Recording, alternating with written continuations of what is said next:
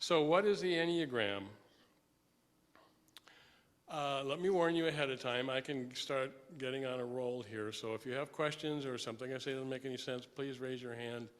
I want everyone to be sitting together so we get more of a feel of cohesiveness here so we could get some good dialogue going if that turns out to be the case. There are handouts available. This whole PowerPoint presentation is available online, and there are copies here. Okay, so what is the Enneagram? Let's take a look at the PowerPoint again, if we can. And I first came across the Enneagram in 1994, and I'll talk some more about that in a moment. But I was introduced to the Enneagram by a book by Hurley and Dobson, and they didn't write much after that. Shortly after that, Riso and Hudson started publishing lots of books, and there are quite a few out there. But Hurley and Dobson defined the Enneagram as a 9-point spiritual system of psychology with ancient roots that directs us toward a deeper self-understanding. Riso and Hudson, a modern personality profiling system to help us achieve better understanding of ourselves and others with roots in all of the ancient religions, which is interesting. David Daniels was my neighbor. David Daniels was a psychiatrist and taught both the Enneagram and psychology and psychiatry at Stanford University Hospital. He and a friend started a website years ago that's trained many of the people out there that are now coaches and practitioners with the Enneagram. It's a powerful dynamic system that describes 9 distinct, fundamentally different patterns of thinking, feeling, and acting. Ennea is Greek for 9. Gram means a figure or something written, and each pattern is based on an explicit perceptual filter and associated driving emotional energy. It's a mouthful, huh? Wagley Barron. I love Wagley Barron. They're very whimsical. A study of the 9 basic personality types of people explains why we believe as we do, points out directions for personal growth to build compassion and improve all of our relationships. So let's take a look at what the Enneagram looks like. It's actually a diagram. It's a circle, 9 personality types. If you look at the upper section, the red, those are the instinctive people, the instinctive triad, 8s, 9s, and 1s.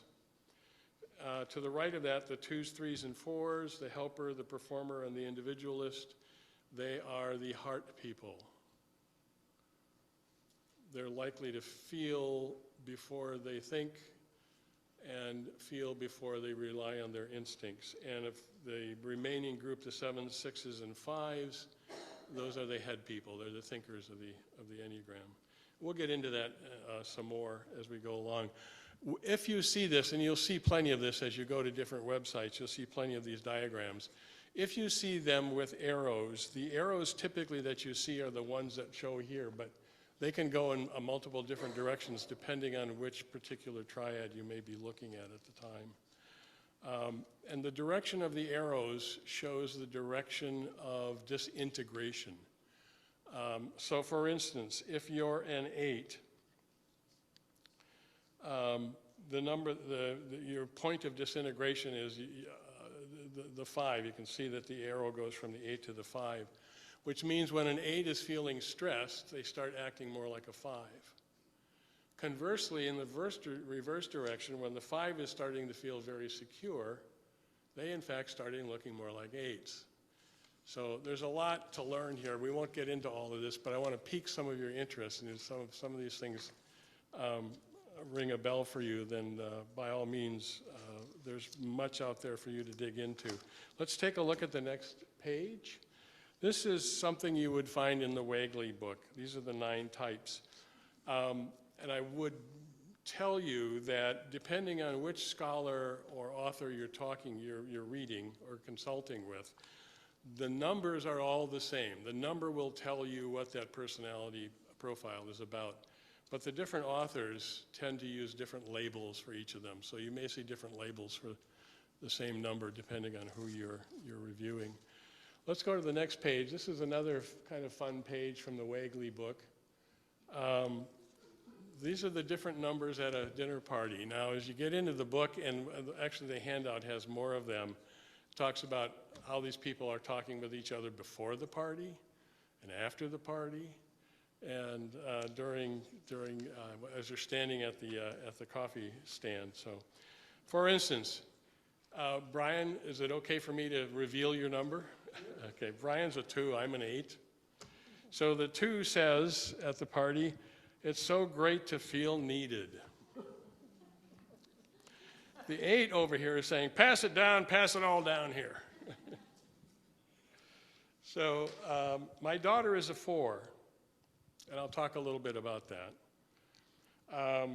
The 4 says, "Cheap caviar, shocking."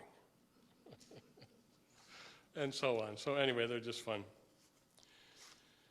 So Riso and Hudson told us that the Enneagram came from ancient religions, but it was brought into the 20th century by a Russian named George Gurdjieff. As you do your own research, you'll run into that name a lot. Father Robert Oakes is a Franciscan, and the Franciscans have done a great deal to bring the Enneagram into the 20th century. And this fellow, Don Riso, the Riso-Hudson combination, was a former Jesuit who left the priesthood and focused his entire life on writing about the Enneagram and teaching people the Enneagram. Bolivian Oscar Ichazo, you'll see a lot from him, and Chilean Claudio Naranjo. These people were the early scholars in the 20th century. Okay, next page. Brian, are you willing to talk a little bit about how you learned about the Enneagram, when did it happen, who are your favorite scholars, and so on and so forth? Sure. Well, I mean, Steve listed a bunch of people that have been influential to me. You know, I don't know how helpful it is to those of you who have no idea who these people are, and whether we should take that time now to get into it. But yeah, I think I'll have more to say when we're talking about why the tool is so meaningful to us. Okay, but sure, those are people that have influenced me, and you'll get a chance to see a video by Ian Cron or of Ian Cron shortly. Okay. Well, my influences, as you probably guessed, are Riso and Hudson. Hurley and Dobson was the first book I read. Helen Palmer and David Daniels. David is my neighbor. Helen Palmer was teaching psychiatry and psychology at Berkeley, and they teamed up and formed one of the most powerful and most effective organizations to develop coaches and therapists using the Enneagram. And we'll see a video of theirs as well. And of course, Wagley and many others. So this is all in your handout, so you can research these people to your heart's content as you wish. The next page. Basically, this is something you'll probably run into as you do your research. The main point here is that Ichazo, early on in the Enneagram, felt that each of the numbers had a passion, and 7 of those passions are the 7 deadly sins, and then he added a couple more because there were 9 people but only 7 sins. So he needed to come up with something else. So anyway, you will run into that as well. Also, next page, the Enneagram really picks up from many, many, many disciplines, including Freud.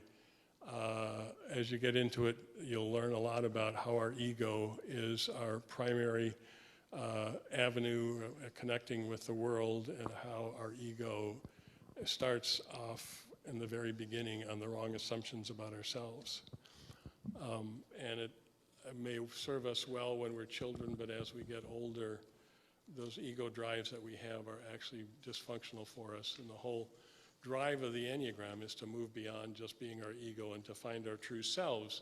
And as we get into Ian Cron, when we show that video, Cron really gets into this issue of finding your true self as with the Enneagram as the vehicle for doing that. Any questions so far? No? Okay. Okay, next page. It's important, I think, to be careful as you do your research. The Enneagram is a tool. The psychology focuses on self-development through normal I'm just going to read this because it's important. Normal and high-functioning behavior rather than psychopathology, which is many of the psycho and psychoanalytic disciplines out there focus on abnormal psychology. Use it to know and understand yourself and others and better and to grow personally.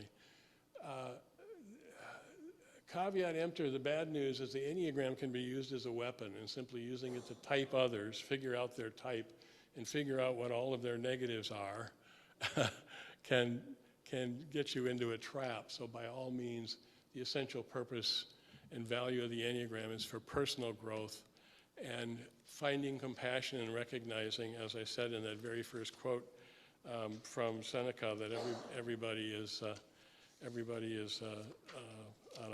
on their own path and having their own difficulties.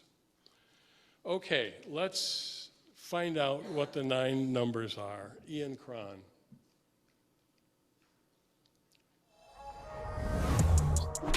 Okay, so for those who are listening, listen to these 9 types. I'm just going to give a very brief thumbnail sketch. Yes. And see if you can maybe begin to get a sense of which one you might be. Okay, so ones are called the perfectionists. Okay. Okay, they're meticulous.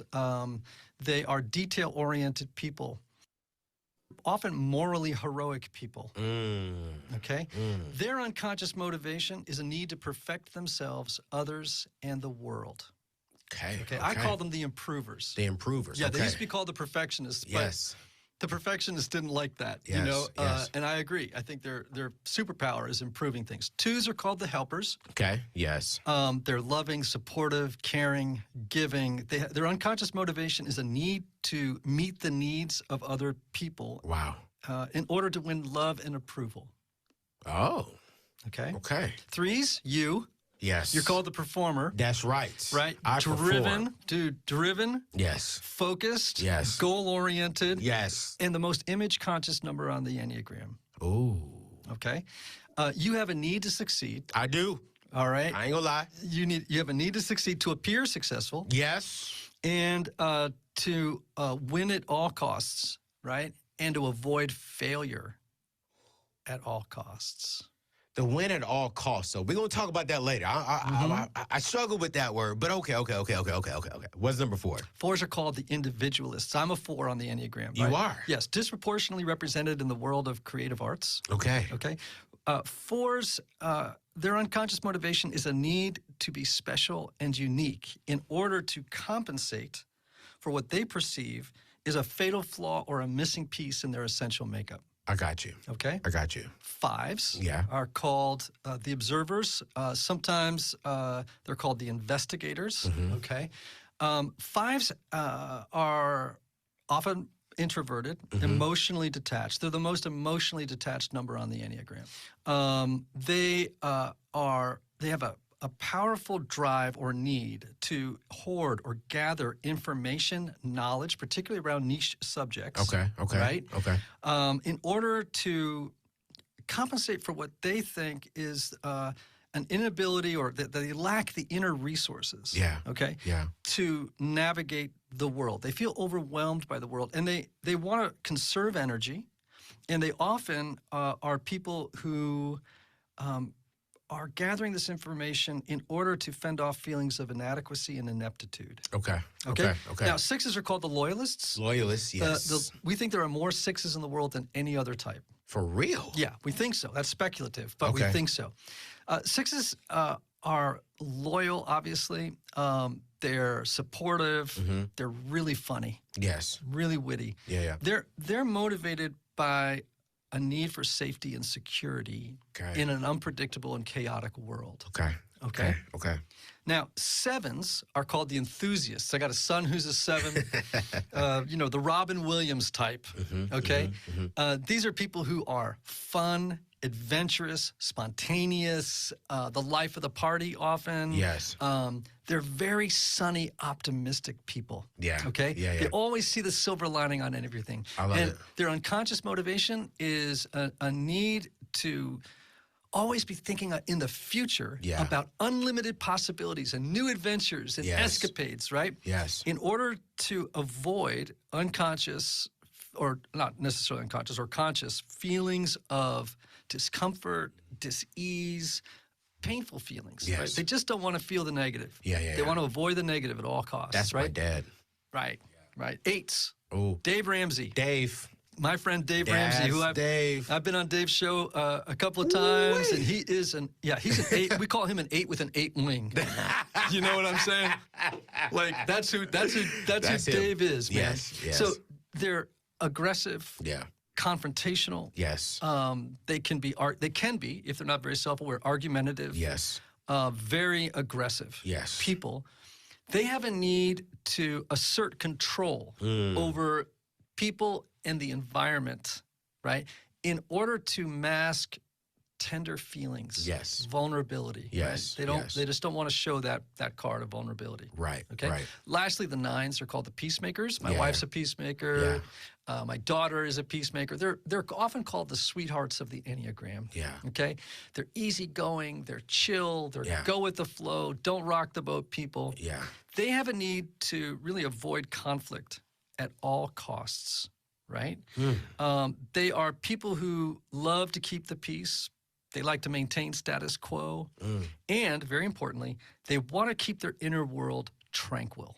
Ah. You know what I'm saying? They want to have, it's like Hakuna Matata. Yes, They just want Hakuna Matata all the time all in the their time. inner world. They just Yeah, want yeah. things to be calm and Yeah. peaceful. And they don't, like I said, they're avoiding conflict at all costs. Oh, man. And you know what? It is so funny. And I want to ask you all, if you're listening to this on the podcast or watching this on YouTube, I want you just think about, which one are you?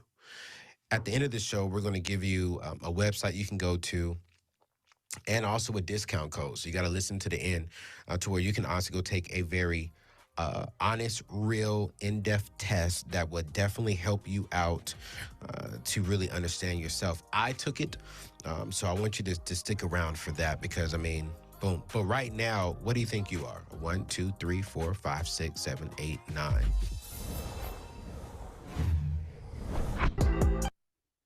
Okay.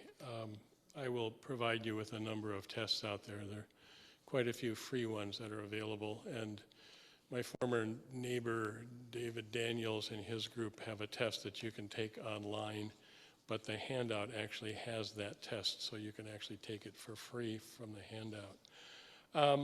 Okay, so who's Ian Cron? Ian Morgan Cron's a best-selling author, speaker, trained psychotherapist, songwriter, and Episcopal priest. And he goes around and does these seminars.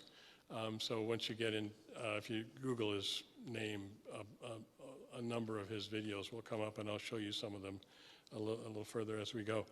He did talk about wings, and the wing concept goes something like this. So as an 8, I have a wing that is a 7 on one side and a 9 on the other side. So if someone were to say, Steve, you're an 8 with a 7 wing, then I would tend to lean toward some of the characteristics, behaviors, and drives that are similar to a 7. Or an 8 with a 9 wing would look often like someone who's more like a 9. I like to think that I'm an 8 with a 9 wing. It's one of my favorite numbers. And as you heard the description, that's a pretty cool number. There's a philosophy about the core of the Enneagram, and that is the 9 is actually the main core number.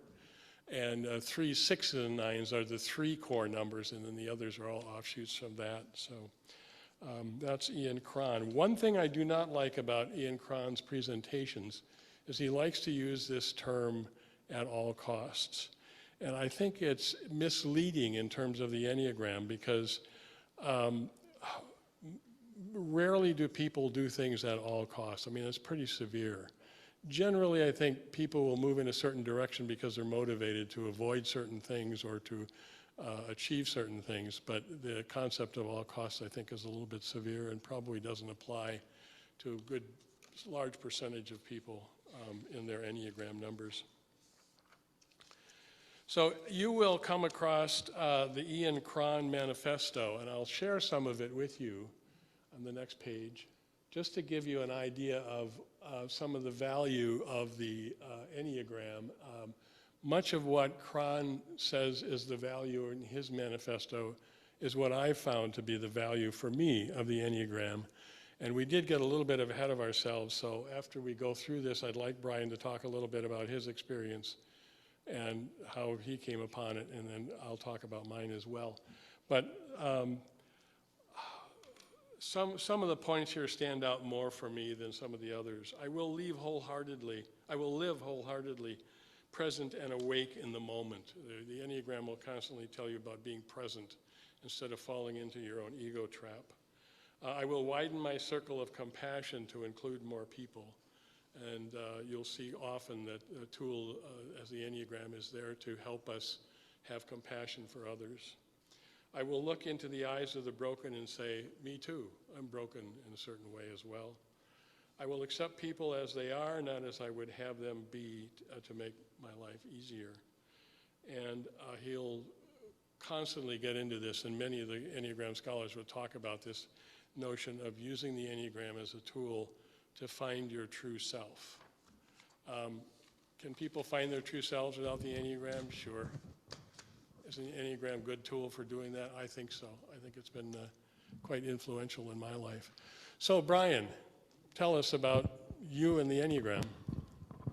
Okay, so I've spent the majority of my adult life in nonprofits of one kind or another. Churches a lot, obviously, but also lots of justice, progressive groups. And almost every one of them either had extreme conflict or completely imploded because the people running them couldn't get along with each other.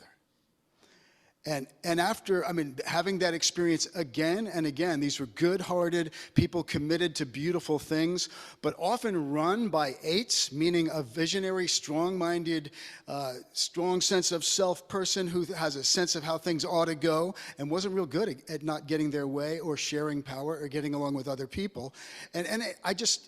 So people would show up and see things in such radically different ways, and I finally started to just say, how is it that people are so basically different? That we can see things. And so, the Enneagram, then in my own growth, I was reading people like Richard Rohr, obviously, who is a big Enneagram person. He says you can be saved without knowing anything about the Enneagram, but just barely. He always jokes about that. But no, he wrote a book about it from a Christian perspective. But anyway, so many people that I came to admire and trust kept referring to this amazing tool. And then I met Chris Hewerts, who is an expert, wrote a wonderful book on the Enneagram now himself. And I studied it enough to find the shadow side, or what's referred to as the passion of each type. I could relate to the shadows of every type, and I had that's me, on the downside. And it wasn't until Chris and then Russ Hudson explained to me, no, what this is 9 different ways in which divine essence or human giftedness shows up fully in human beings. And everyone will have a primary way. And so in your essence, it will be your gift to give to the world. It's how you're wired, but in your passion or in your shadow side, where you go, as Steve put it, when you're stressed, will be where you will get in your own way and have your own unique way of kind of falling apart, what you tend to do when you're stressed out. All right. So one quick example of how this impacted my life the more I started to study it. One of the organizations, the one that I started going to Haiti with, was founded by a very charismatic 8, and I'm a 2, the helper. And 8s are great initiators. They have, the calling for an 8 is to align their very aggressive but clear and strong sense of self for something that matters for good. And then they can make great crusaders for justice or for love. And Mother Teresa was an 8.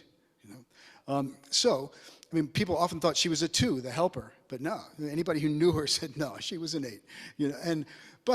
So I was a 2, the helper, and so this guy who founded this organization and I were a great team because he was very clear about where he thought things ought to go, and I was very good at helping him, implement his agenda. But there came a time when he needed to retire, and he was convinced that God had called me to take the thing over.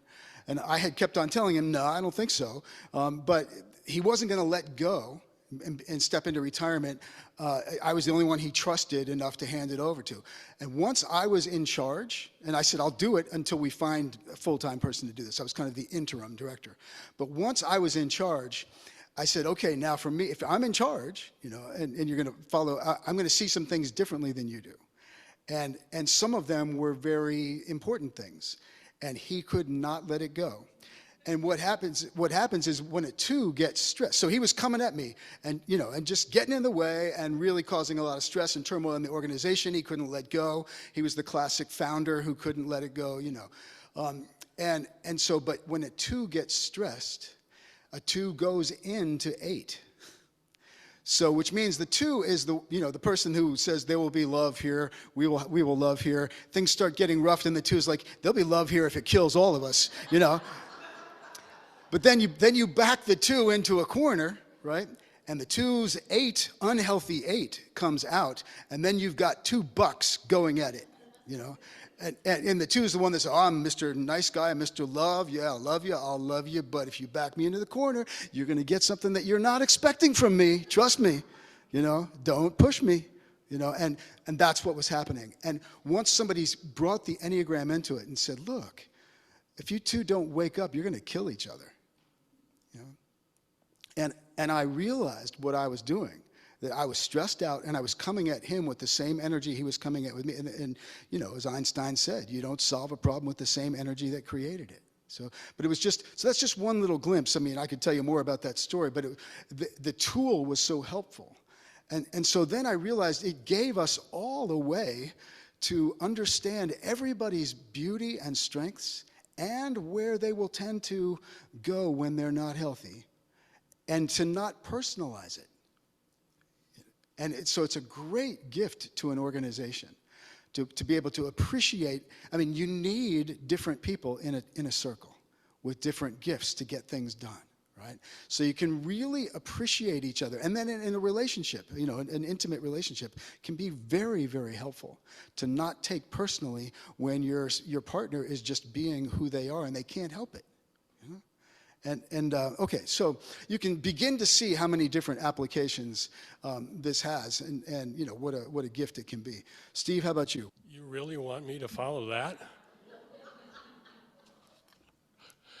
So the interesting thing about Mother Teresa is this arrow stuff that we've been talking about. So there's a numerology involved in the numbers on either side of 3, 6, and 9, and it's 1 divided by 7. This is another interesting aspect of it. But the direction of stress is 1, 4, 2, 8, 5, 7. So 2 goes to 8 when they're stressed. 8 goes to 2 when they're secure. It goes in the opposite direction. And also for the 8, when the 8 becomes the true self that you'll hear Cron talk about, they start looking a lot more like a 2, which is why there's this confusion about Mother Teresa, because she could be damn powerful when she needed to be, but it was all about love, which is a very interesting dynamic. I was introduced to the Enneagram in 1994. Oh, a little more background. I have a bachelor's degree in social psychology from UW here. And then I went on to business school and got an MBA, and then went off to California, and for the rest of my adult career ran businesses, worked in them, and then ultimately ran them, international businesses and so forth. And I didn't really know about the Enneagram until 1994 when a friend introduced me to it and shared with me the Hurley Dobson book. And I read it and I read it again, and I read it again. And there wasn't as much available on the internet back in those days as there is today. But I just started eating it up like there was no end. And I discovered Riso Hudson just from my own research.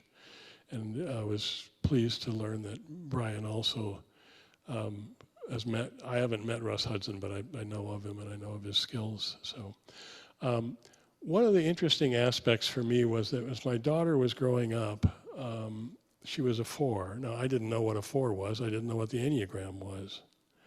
But when she was my sweetheart, and we'd go to parks together and we'd paint faces together and blow bubbles together and so forth, until she reached puberty, and then the the little girl started to become a woman, and we started clashing.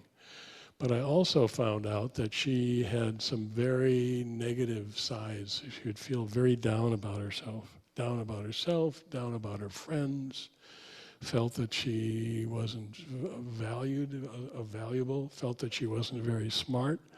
And of course, old Dad, oh, cheer you up, you're smart, of course you're good, absolutely.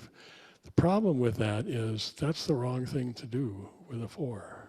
When 4s go into their funk, they want to experience that negativity and get through it on their own. And if you start cheering up a 4 when they go into that space, they think you are putting even more pressure on them that makes them feel even worse. And then they start turning on you. And that's exactly what happened. So all throughout my daughter's puberty until she went to college and moved away, and we started getting together, and I learned more about the Enneagram and learned how to deal with a 4. We clashed constantly until I discovered the Enneagram and realized that when she was in that funk, I just had to let her go there. And we get along much better at this point, so that's probably the most important story that I have about it. But also, 3s are the achievers in the Enneagram. And when I was CEO at Robex, which is an international smoothie restaurant chain, I had David Daniels, my former neighbor, come and do a seminar for us for a retreat. And everyone took the test, all of my vice presidents. They were my hand-selected vice presidents. And every one of them was a 3, the achiever. And I didn't know that until they took the test and came forward on that. So it can be a powerful tool. And there are even some of the coaches out there will go out to businesses and talk about the Enneagram number of a particular business. They've even gotten to the point where they say different businesses have different personalities that can be typed based on the Enneagram, which is kind of a whole fascinating concept. So let's go to the next page. Any questions so far? Okay, again, the Riso Hudson Blue Book, it's here on the end if you want to take a look at it before we go. There's a typo up there. There weren't 4.7 million hits in 1019. The Enneagram wasn't on the internet yet then. So, but we first started talking about doing this way back in 2018. Brian and I would get together at Culver's, and I'd have these long 3 or 4 pages of outlines to what we were going to do, and then the Panera hit, and so we didn't do it. But anyway, so I did hit back then. I did a Google search on Enneagram, and I got 4.7 million hits. And more recently, I got 9.9 million hits. So it's grown like crazy out there. And there's a lot of dead ends that I'm hoping that the direction we'll give you will get you focused on the better sources as you do your own research. The 2 websites that I recommend as probably the most significant and most important ones, at least for me, are the Enneagram Institute. That's from Riso and Hudson. It's been around for quite a while. And they send me an email every day to tell me what's going on with me as an 8. Sometimes they hit it, sometimes they got it wrong, but anyway, they're telling me. And then also the Narrative Enneagram, that's a Daniels and Palmer website. So next page, please. The Wikipedia actually write-up on the Enneagram is a great place to go. It's very well done. I don't know who wrote it, but it's quite well done, and I would not take issue with anything there. So if you want to do some research, that's a good place to start. Again, you'll get copies of this with your handout. So the Nerdy Creator, I happened to just run across this in doing some searches, and the Nerdy Creator is a guy who recommended the top 10 Enneagram books, and 8 of those were already on my list. So I think it's a pretty good source, quite frankly. And then there's a couple of fun ones, fictional characters, what are their 9 numbers, so that'll sort of give you a whimsical idea of the different numbers. But also, I've got another page, and I think this is in your handout. The Two's the Helper. They include Luciani Poverati, Sammy Davis Jr., Merv Griffin, John Denver, Mother Teresa. She's also listed as an 8, so she's in both places. Eleanor Roosevelt, Desmond Tutu. I met Desmond Tutu, an amazing human being. And of course, Brian Sergio. The 8s are, the current Pope is an 8. Franklin Delano Roosevelt, Gorbachev, Sean Connery, Paul Newman, Sigourney Weaver, Glenn Close, Steve Davidson, and Donald Trump. Now you know why I don't like being an 8.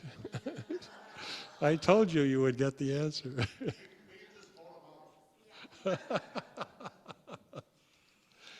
There's another thing that you'll get into if you get into Riso and Hudson, and it's unique to them. They have 9 levels of personal development. 1 is the highest level of achievement. When you get to 1, you're your true self. And when you're 9, you're somewhere, we used to say, a patient at Mendota. I don't know if the people still call it Mendota anymore, but we did back in the high school days. Okay, next page, please. Peter O'Hanrahan is a student of Palmer and Daniels. He learned about the Enneagram from them and attended their program. And let's take a look at that video. What I understand is that, what I've experienced is that when the two of you came together, there was an alliance that was made and a training program that began. Can you talk about that? Well, I first discovered it, the gift of Helen to me in 1984. And after 2 years of dealing with the Enneagram work and actually being a closet Enneagram person for quite a while, because here was this really powerful psychological and spiritual way of viewing the world, wasn't commensurate with academic psychiatry at the time.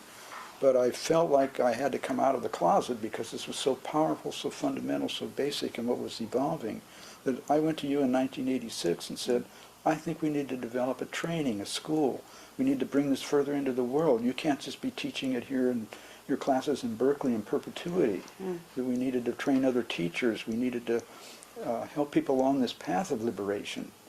So I managed to convince you. It took me 2 years to do that. It did. The beauty of the endless panels. I was doing 27 weeks a year at the Berkeley YMCA on different topics. And the reason why it became relationships and how do you do it work and what are the interreactions between types, that was always very important for people to see. But is because I couldn't do the same thing over and over again. I had to, experiment what the breadth of the system was about, just to keep people interested.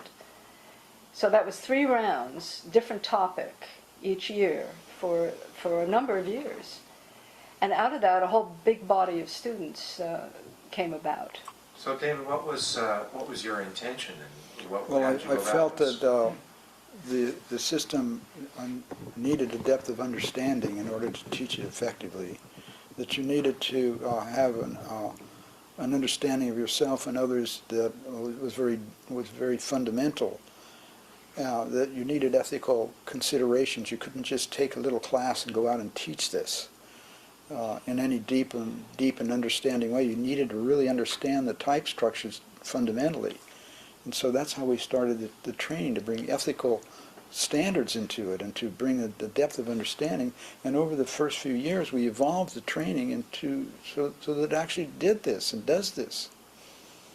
It's not, it's different in depth, and we're a lot more agile with being able to handle people's education now than we were at the beginning. But the fundamental program was in place almost immediately. Right, and that program is now happening in 13 countries around the world. You have over 1,000 certified Enneagram teachers for panel interviewing and typing interviewing.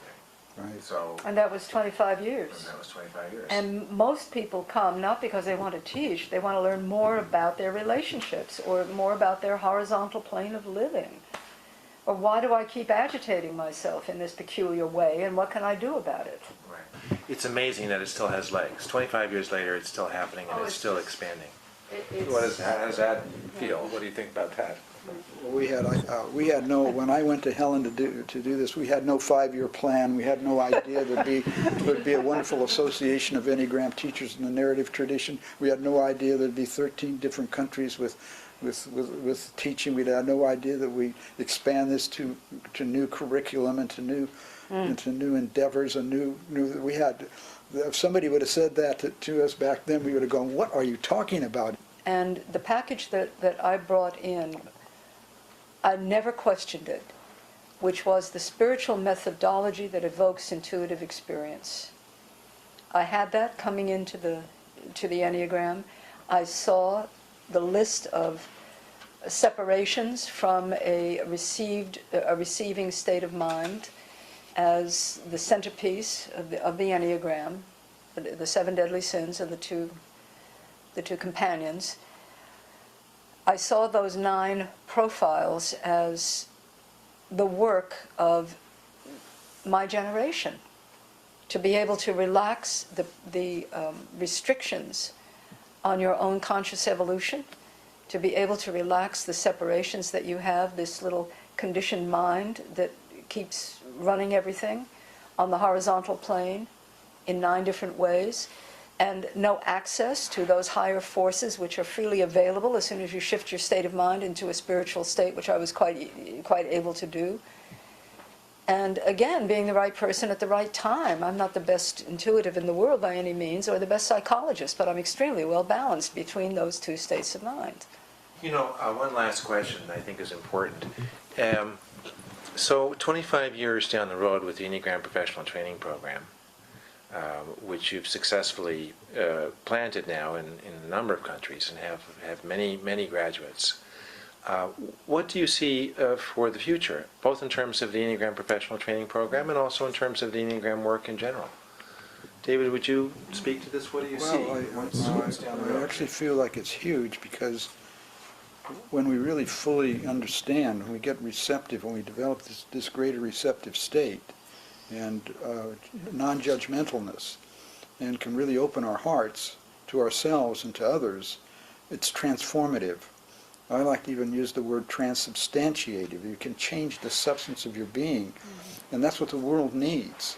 And so my hope is, and it sounds very grandiose, is that it'll bring more world peace, that if we can get together at these fundamental levels, with these surface disparities, and get to the core of our existence and what that shared interests that we all have for a decent life, that's what we're the answer. And the Enneagram is the path to that. And as it spreads out and hopefully gets more and more into the mainstream, as I believe it is becoming, it is a great path to liberation and to the freedom of human beings and to the development of human beings.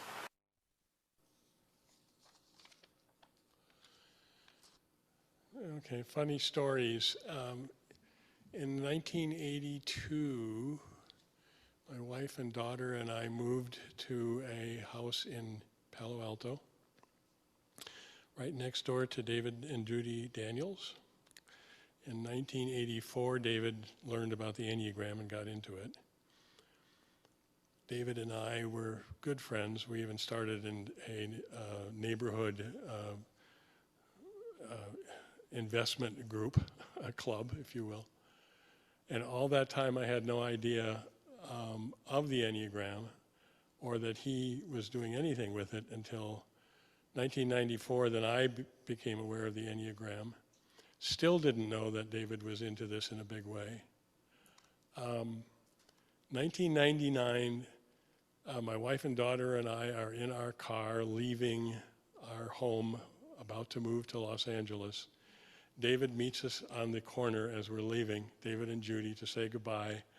And that was the first time that I found out that David was doing all this with the Enneagram. I had no idea all those years that he was doing all this. So obviously he's not the kind of person who jams this kind of thing down your throat. David, it happens to be a 6, and my daughter's mother is a 6, and that's another interesting number with lots of unique characteristics. There are lots of tests out there. You can do a Google search and say, give me the Enneagram free test. You'll get a whole bunch of them.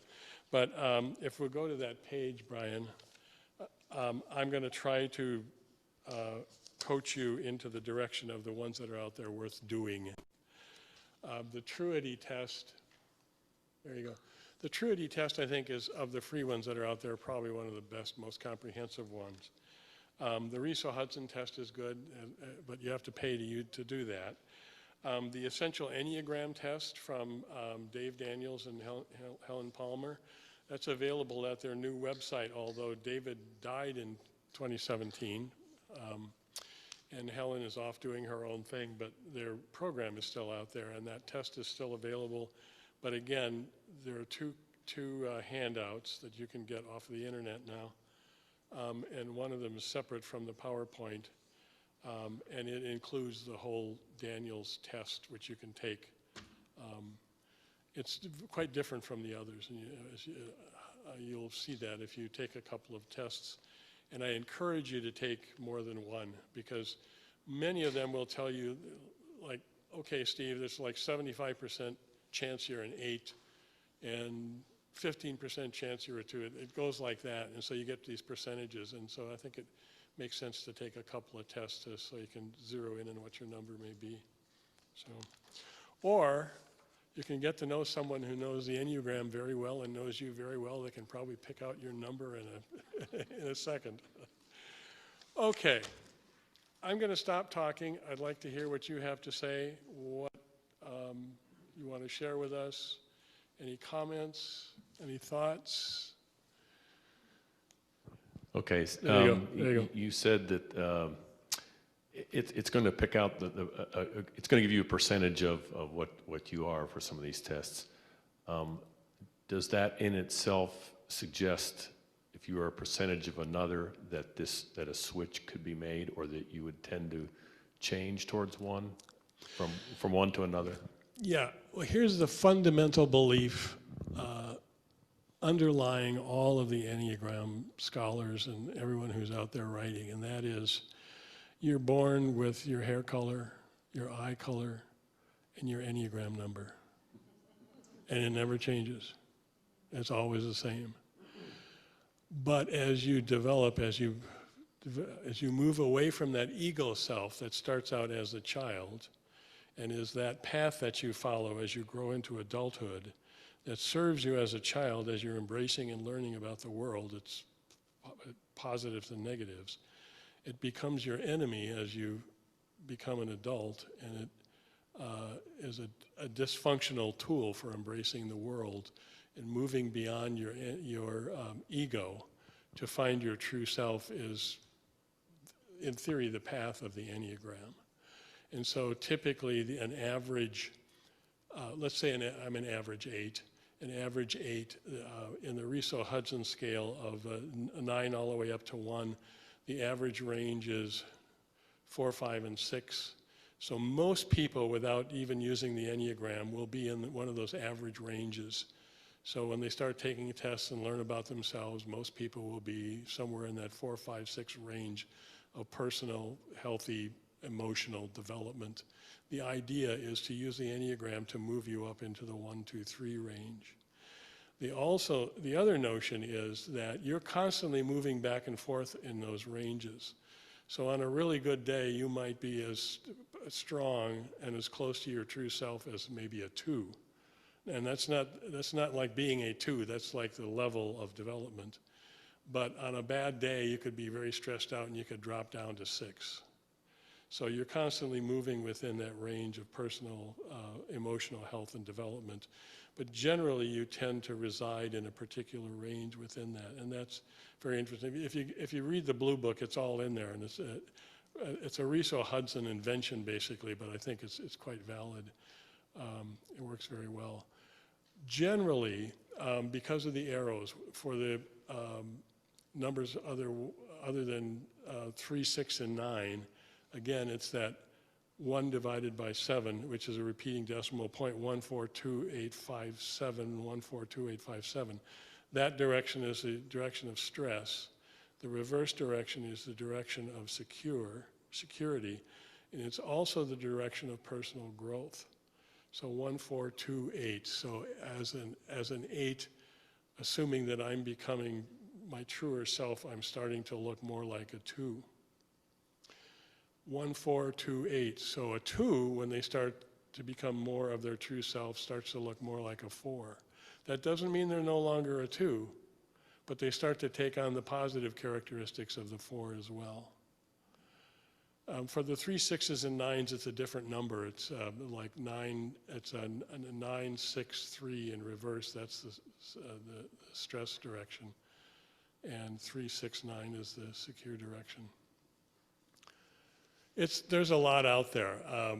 The best place to start is with a book that really covers it all and sort of take your time, because a lot of people I first talk to when I talk about these 9 personality types, it's like, 11% of the whole world is just like me? Well, it's not really that simple. It starts to get more complicated as you get into it. Start talking about wings. Like I believe I am, and I hope I am, an 8 with a 9 wing, and I think I am. I don't have many of the 7 characteristics, and I hope I'm moving toward my 2. So you see me constantly say those are my 2 favorite numbers. I want my wing to be 9 and my arrow to be 2. So, any other thoughts? Did I answer your question? Probably. Okay. Anyone else? Anyone else want to share their number? Anyone else have a guess as to what their number might be? One of the things Brian has reminded me of, and that is, as you take a test or as you get into this, chances are the number that you find out that you are is not the one you want to be.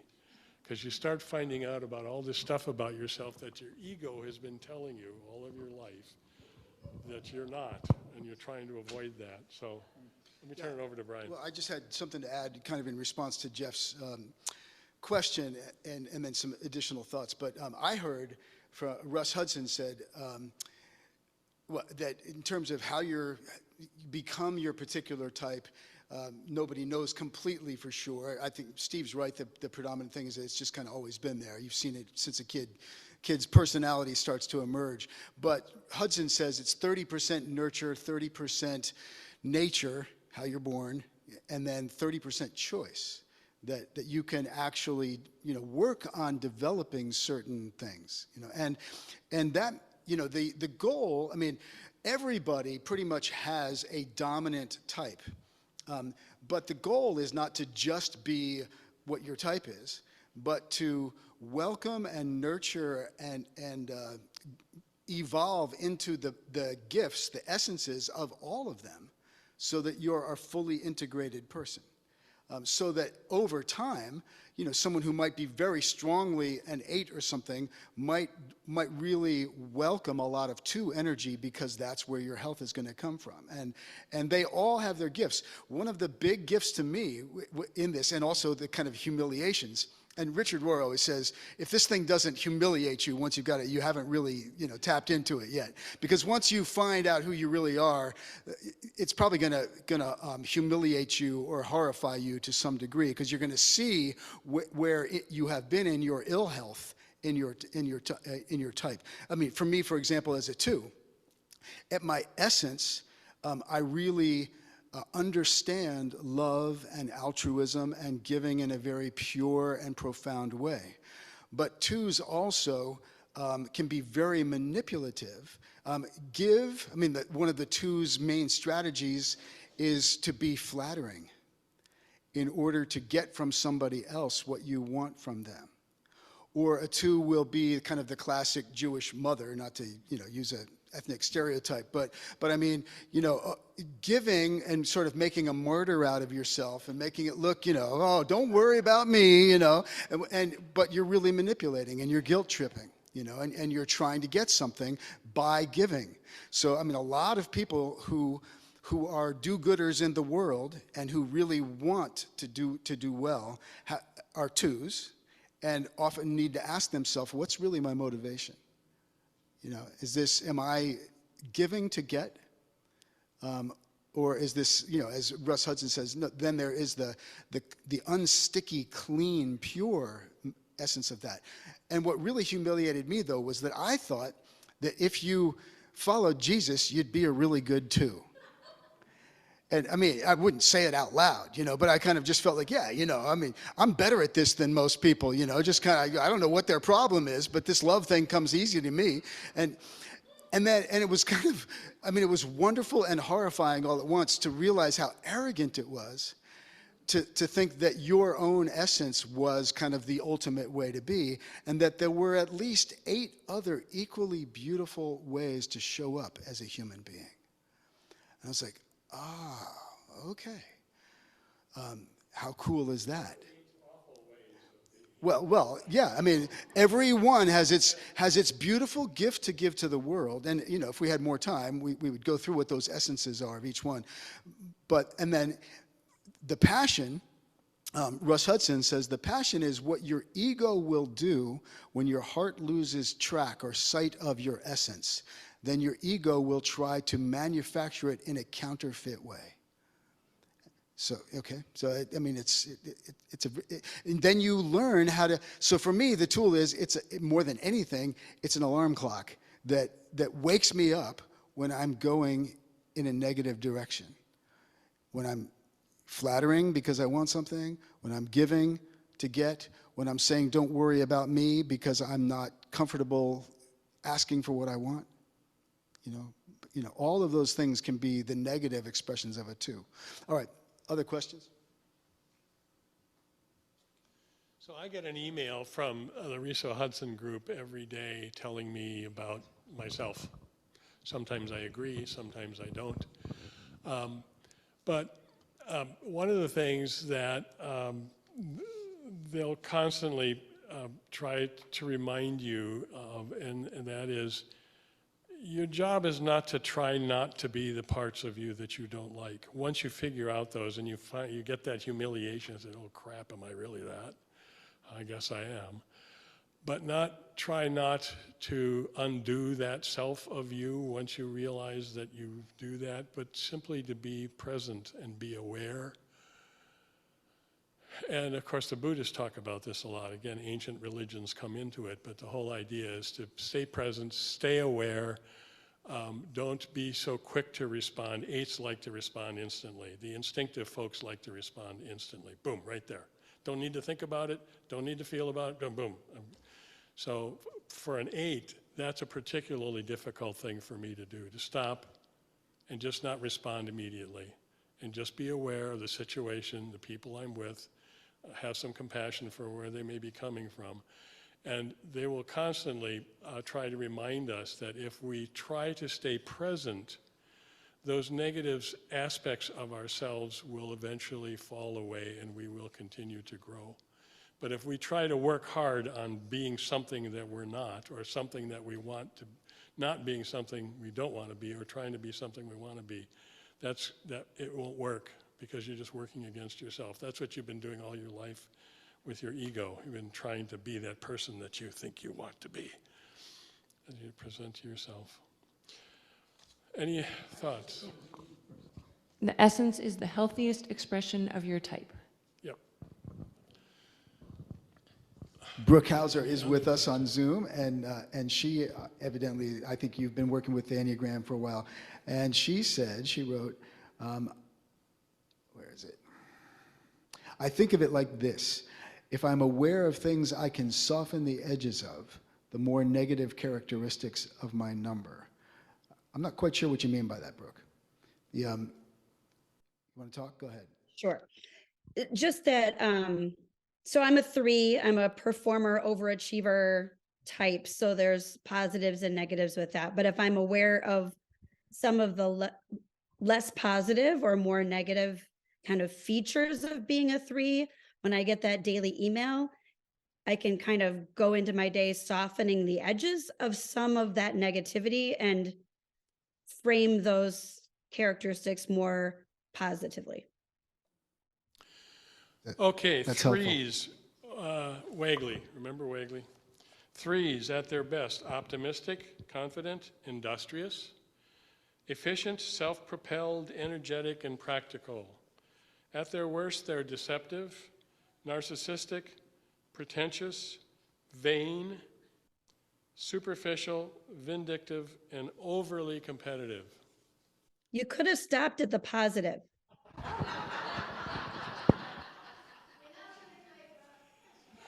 As I remember, all of the vice presidents that I promoted at Robex, they turned out to be threes because they're the achievers of the world. You find many threes that are running businesses and doing it very successfully. But the virtue of the three, right? Does it say it there? What the virtue would, I mean, Well, there- it's there's not the on this essence page. and I'd there's have also to a dig further virtue. to find that. So, It's authenticity, you know, and I mean, you know, when a three is really in their health, they are a beautiful expression of someone who shows up and is out there and gets things done and bring things into being and isn't afraid to show up with all of your gifts and shine, you know, and do that for all you're worth for something beautiful. And the world needs threes, you know. Ichazo says that the virtue for the three is truthfulness. Yeah. But these different authors have different philosophies about some You of know, these a different things. word they will use. But Yeah, and the holy idea for the three is harmony, finding harmony. So when they're finding harmony, they're moving into their more essential selves. So interesting stuff. Anyone else? Lisa. Oh, thank you.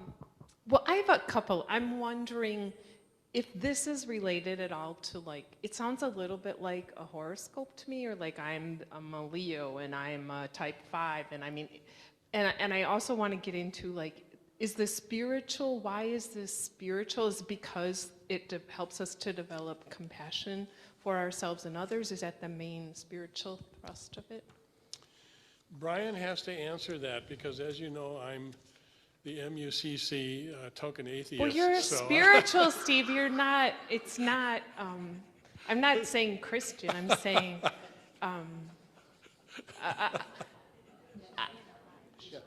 So She needs knowledge. that's Steve's opening line when he introduces himself. Usually is I'm Steve Davidson. I'm an atheist and I'm an Enneagram 8. You know, if you still want to talk to him after that, he's a great guy. Yeah. But okay, so what's cool? What's that? Yeah. Zoom people. She said the longer he's here, the less we believe that. But what's cool about this is that you can take the spirituality out of it, draw from the depth psychology of it, and the organizational dynamics, that truth speaking to different gifts and strengths and weaknesses of people, and use it very effectively that way. It has its roots. I mean, again, there's lots of different opinions about this, but some say it came from the Sufi mystics in the Muslim tradition. It also, some people would suggest that it has roots in the Kabbalah mysticism system from the Jewish tradition. Buddhism as well, yeah. And so that's kind of this really cool, deeply rooted in many different traditions. But I understand, the way I would explain it, as I did before, is that it's 9 different ways that divine essence, spirit, shows up in human form. And so just add that part, and then the whole thing is a tool for your spiritual growth as you're growing as a human being. Now, you could take the spiritual part out and just say, becoming a healthy human being, which ultimately, to me, are synonymous. But so for your spiritual growth, it's a fantastic tool to see where your ego will get in your way and who you are most authentically when you're in a healthy place, and what why you're here on the planet, what your unique contribution is to give. And then you ask yourself, okay, given who I am, how can I make my contribution? Serve God by serving the world, you know. And as I said, though, then see where you're weak. Like when you take a test and it prints out, it'll give you where you are in all these 9 different things, and some you'll be way back. Initially I was excited to excited and humiliated to find out what my strongest energy was or were, and there were a few of them that were up there, one in particular. But then I said, why am I so weak here? And that just showed me some areas in my life where I need to welcome some growth and be deliberate about nurturing. And okay, so what differs to me, why it's different from other personality tests, you know, Myers-Briggs, I mean, there's a zillion of them, you know. I used to not like those because I felt like it put me in a box, you know, and I didn't like the way people often use them. Oh, you know, this is just me being, you know, J whatever, and I was like, well, work on your E then, darn it, you know. And I mean, you know, it was kind of a cop-out, you know. It's like, I get angry because I'm Irish. Well, you know, what are you going to do? But what I heard was that the Enneagram will show you what box you're already in and then how to get out. You know, and that's, I mean, you know, we're all in one. But the whole point is to become more healthy and to be more integrated. You want to add anything to that? I often tell Brian that if you listen carefully to his sermons, and quite often the message of his sermons, and you know what a healthy 2 is all about, you realize that quite often there's a little bit of Enneagram in every one of those sermons about the importance of love. I would like to get, and I used to do this after all of my business meetings, I would like to get your feedback. So can we go back to the final page there, just so we can flash it quickly. What do we do well? What could we have done better this time? And then also, would you like us to do more of these for you? And if so, what would you like us to cover for you? So I'm here to listen. Jeff. Steve, I would love if every one of us, could be very beneficial if every one of us, whether you've done it before, but to go back and find out what our number is, and then come back in 4 or 5 months and talk about this again. Talk about it. What did you learn? What did you do? Yeah. Yep. Good. I'm going to piggyback off that. This is the first time I'm hearing of this. And when Pastor Brian was telling me about it, I thought actually I'd find out my number tonight. I think I do know it after listening to this, but maybe it would have been helpful to have come in with knowing that number. Say again? Come in knowing that number. So coming in tonight already knowing the number. And definitely there's interest in wanting to revisit more of this as a group too. Okay. I liked the personal stories that both of you told about how you got into the Enneagram to begin with. That was really helpful and informative. And as a future thing, there was this chart that had like different characteristics for each. So it was like the trap and the passion and all those things. The Chazo page, matrix, yeah. That's something that looks interesting to me for a future. In terms of feedback, I thought that the video that showed us a very brief description of each of the points of the Enneagram was helpful. Even though perhaps it stereotyped them or put them in a box a little bit, at least that was a good starting point. I thought it was also helpful how you explained that even if you think based on your own observation of your traits that you might be a 9 or you might be an 8 or you might be a 2, from day to day you can function at different levels within that same point of the Enneagram. You can be a high functioning 2, or you can slip and have a bad day and be less functional as a 2. And I thought it was interesting too how you explained how you may be a 2, but if you're boxed into a corner, if you're stressed, you might come out as an 8 instead, just because you're in that stressful situation. So you're not necessarily stuck just at one point of the Enneagram. And you we're not necessarily just a 2 or just an 8 or just a 9. We often have wings that we go to, or other things that we aspire to, where we'd like to have traits of some of the other points of the Enneagram. Yeah, the 2-8 conundrum I call the Mother Teresa conundrum. So yeah, but there are different levels. That's good. Something that I think is rather interesting is, so consider someone who is interacting with someone they feel very secure with. For instance, maybe it's a spouse you've been living with for 20 years or something, you know each other very well, feel very comfortable, secure with that person, but you're stressed out. So now you're in your stress point and your secure point at the same point. And the person that you feel secure with, you feel like just completely letting go. I'm having a terrible day! And that person is there, you feel secure with, allows you to do that venting. And that can be a healthy thing, and allow that person to go through that. So you're dealing with the stress and the security at the same time, which is kind of an interesting phenomenon. Any other thoughts? Good comments, thank you. Can I ask you, Tom, how you figured out you might be an 8? No. Okay, all right. We'll trust it was one of the better ones, right? I seem to get a pretty accurate answer, so Well, I was. I would have to say that confident if in you it. are indeed an 8, I would say you're on a very high functioning level. The man that I know, so welcome to 8-dom. I keep reminding myself that the Pope is an 8. He's one of my favorite people in the world. So I was raised Catholic. I went to Catholic school for 10 years. So, any other thoughts? Anybody from the Zoom?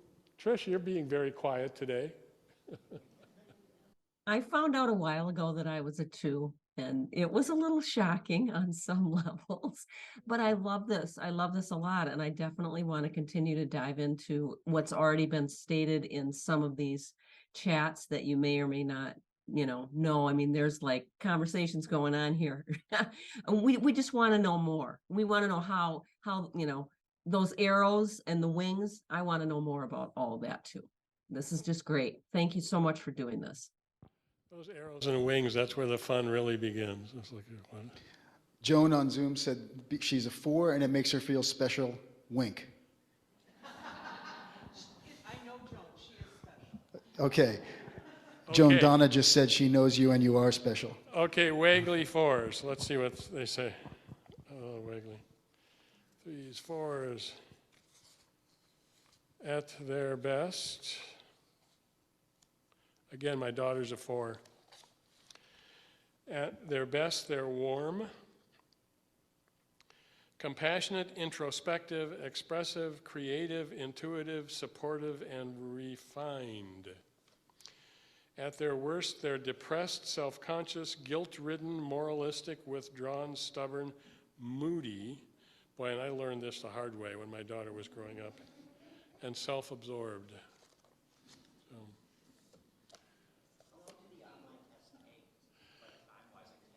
Yeah. So the question is, how long do the online tests take? Each one's different. Some of them are several pages long. Most of them are multiple choice. Some of them are true-false. The David Daniels test is they give you a number of paragraphs to read, and you decide which paragraph is most likely one that resonates for you. It's a completely different approach. But I've also learned that it's probably, of all the tests that have been out there, it has been tested to be the most reliable of the tests. And you would expect that of two PhD doctors, who are professional medical folks. So a lot of the tests out there are created by people who came to the Enneagram later in life. So, which is why I'm trying to focus you on the ones I've done some research, and there's some out there I wouldn't take. But if you stick to the ones I've shown you, I think you'll be okay. I can speak to the idea of using some of those paragraphs, because I took a couple of different tests, and one was more multiple choice. But then when I got to the point where I was taking one where they actually talked, it was like somebody talking about their experiences. I found myself being able to identify them much more quickly and closely, and I ended up with the same result with both tests, but I felt more confident that I'd really found what I actually was with the descriptions. Thank you, Judy. I just wondered do they find any difference in where you live?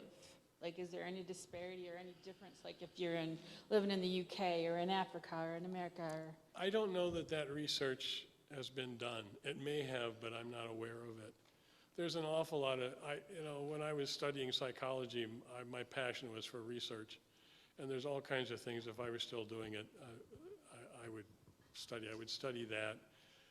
So there are people out there who are into relationships and the different numbers and how the relationships fit together. And in fact, the David Daniels, Helen Palmer website will go into that, and different relationships and how they, like classic male-female relationships and how they relate to each other.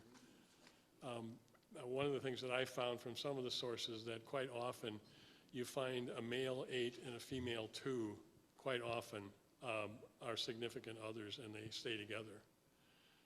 Right now I think the average marriage in this country lasts about 6 or 7 years, and they're known for getting together and staying together. So, but all the different combinations are out there. So a lot of people who are into the relationship stuff have done a lot of that research.